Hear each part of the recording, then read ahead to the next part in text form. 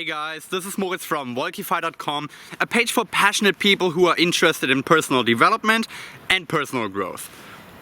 Have you ever wondered why it is that so many people have big goals, big aspirations for their lives, but when it actually comes to executing on those goals, it seems like a lot of them come short? Seems like a lot of people have very good ideas on paper, but then they fail to actually follow through with them. And then there's only a very small margin of people who really get to where they want to go and really live up to their fullest potential. Now, I've been thinking a lot about this phenomenon. I've been thinking back and forth, and I really considered everything that goes into reaching your goals and being successful in life in general. Obviously, there's a lot of different components that play a crucial role in that, some of them being determination, being very focused, having grit, being talented to some extent. All these things play a role, but I think one factor that is continuously overlooked by the majority of people is simply the importance of long-term thinking. So this is what I want to dedicate today's video to.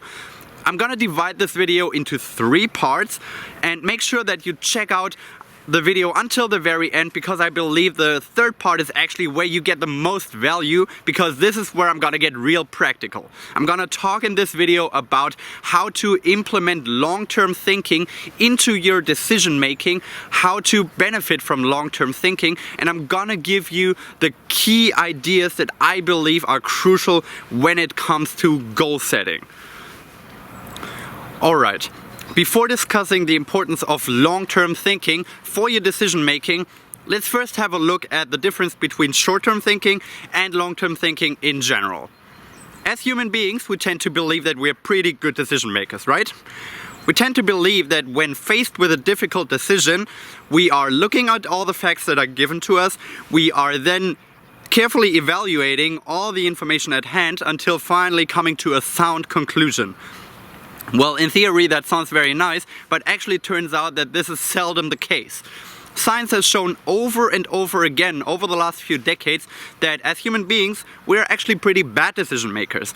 We tend to be way too influenced by different human biases, by people around us.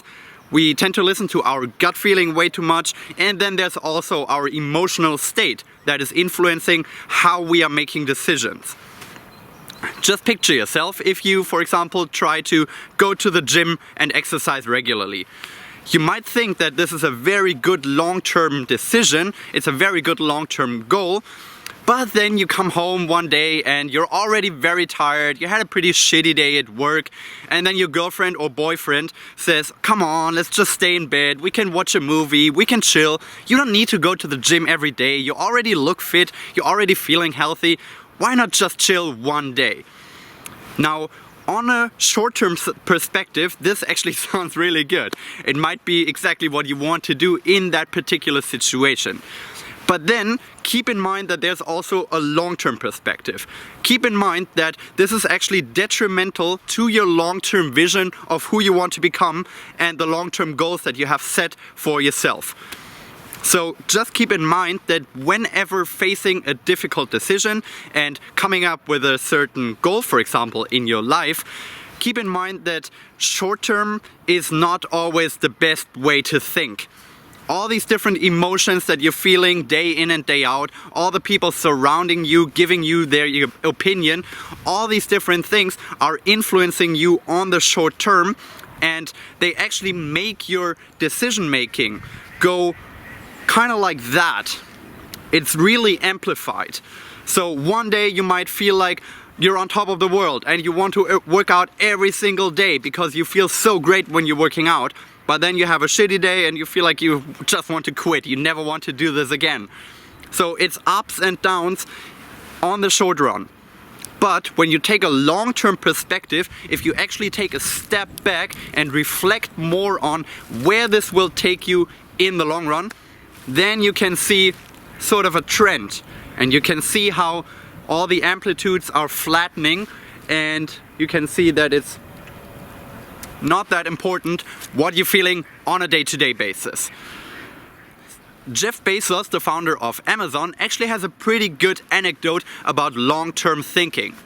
He said that when he was first faced with the decision of whether or not to leave his secure, high-paid Wall Street job or go out and start his own company, Amazon, as an e-commerce retailer, he was very uncertain of what to do. He said he was very afraid that he would lose his yearly bonus that he would only get if he completed the entire fiscal year at his firm. So he would lose quite a reasonable amount of money by leaving in the middle of the season. Now, looking back, obviously that seems ridiculous. He's made billions of dollars by now, but I can understand how at the time that can be really frightening. So what he said he did was he came up with something that he calls regret minimization framework. It's something where he pretty much pictures himself as somebody who's 80 years old. So he's 80 years old and he's looking back at his life and he's thinking, what would I think about the decision that I'm about to make now? Would I regret not making that decision? Would I regret not taking a leap of faith and just risking it? So obviously he did risk it, he founded Amazon and it played out rather nicely for him. But this is exactly what I'm talking about. You gotta think long term, you gotta see a very long period of time to sometimes understand if what you are facing now as a decision and as an opportunity is really the right thing to do. So now that we have covered the difference between short-term thinking and long-term thinking, let's go and crack into why long-term thinking is so crucial to reach your long-term goals. I believe that nowadays we are living in a society where people are constantly trying to convince you that there's an easy fix for any problem that you might have. Any problem that you are facing, every challenge you have to overcome, and every goal you might have seems to be able to fix with a product that you can simply buy. Whether it is losing weight, whether it is becoming fit in the gym, whether it is becoming rich and successful at your job, whether it is dating hotter women or hotter guys, it seems like there's a product for everything. Just pay attention to the commercials that you see every day. Every single product seems to be an easy fix. We're really living in a magic pill society nowadays where people are trying to convince you that you don't have to work hard anymore in order to reach your goals. And obviously this is slowly, one commercial at a time, sinking into our mindset. We don't have that mindset anymore that it requires hard work and small incremental improvements, small incremental steps in order to reach your long-term vision. But instead we believe that we can just instantly fix whatever we want to accomplish. So in order to be able to reach your long-term goals, I believe it is necessary to leave behind instant gratification thinking and the short-term thinking that I was talking about earlier. I believe this is what's holding most people back. Instead, what you need to be doing is just go on a journey of mastery. See your journey as something that will possibly never end. It will be something that you're gonna be continuously working on, continuously improving, and it's really something that doesn't have an end point, and certainly not an end point in the near future. You might want to go from point A to point B, and it seems like a giant leap, but you have to embrace the idea that there is no shortcut. There's gonna be problems along the way, there's gonna be a lot of hard work required, but the good news is, it is possible. You can actually break down this giant leap into smaller steps, and you can embrace the idea of small incremental improvements day after day, week after week, month after month, and year after year. If you do that, and if you embrace that thinking of mastery, if you embrace that idea of not looking for the next easy fix, if you're not looking for the next shortcut, then I believe you're gonna be able to reach any goal that you set for yourself. But this of course requires a lot of long-term thinking. You need to be able to see your long-term vision, and you need to be able to refrain from all the easy solutions that are offered to you by society.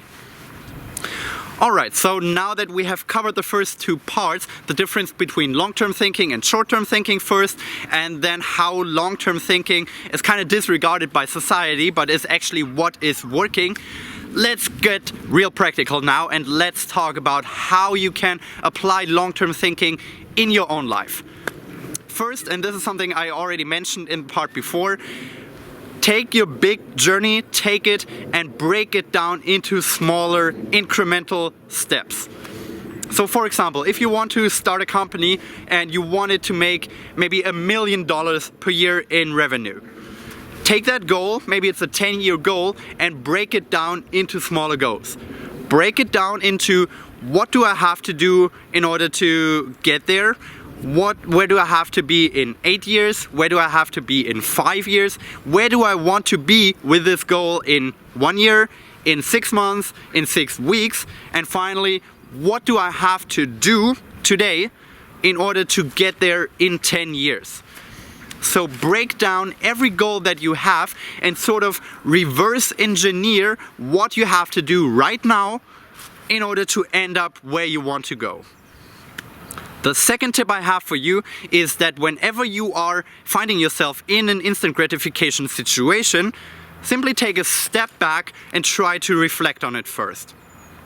Now, first off, I don't believe that as human beings we can avoid instant gratification at all times, and personally I don't think that's necessary even, but it does help if you are reflecting in these situations and really ask yourself, is that short-term thinking making me do those things right now? What would I think if I applied long-term thinking instead? How does these habits that I'm embracing right now, doing what I'm gonna do, how does that benefit my long-term goals? Is it beneficial at all? Is it actually setting me back a week or a month? How do I value what I'm about to do if I apply long-term thinking, if I maybe apply the regret minimization framework that I talked about earlier, that Bezos used? If you are thinking about all these things and you become more aware of what you're doing in that certain situation, I believe it will help you reflect more on your day-to-day life. It will help you to implement long-term thinking and sort of get a meta perspective when applying short-term thinking. You don't have to get rid of short-term thinking in general and at all times, but it helps to take a meta position and simply reflect more of what you're doing on a day-to-day basis. So these were the core concepts about long-term thinking that I wanted to share with you today, and also why I believe that it is so crucial to apply them to your goal-setting strategies, but also to life in general. If you want to learn more about this topic, if I sparked some interest in you, I can highlight 2 books that you can check out in particular. The first is called Grit by Angela Duckworth. Looks like that up here. And what she talks about is pretty much perseverance, how to not give up on your goals so easily, how to persist, and how that will make you a lot more successful in the long run. And then the second book is by a guy called Walter Mischel. He wrote a book called The Marshmallow Effect, and what this book is about is resisting the urge of instant gratification, overcoming instant gratification, and what positive effects that will have for your pretty much entire rest of your life. So if you did like this video, feel free to comment down below. Let me know what you think, if you agree with my ideas or if you think it's complete bullshit, if you have some other thoughts on it. I'm always eager to learn more about what other people think of these topics. Thank you so much for checking it out, and talk to you next time.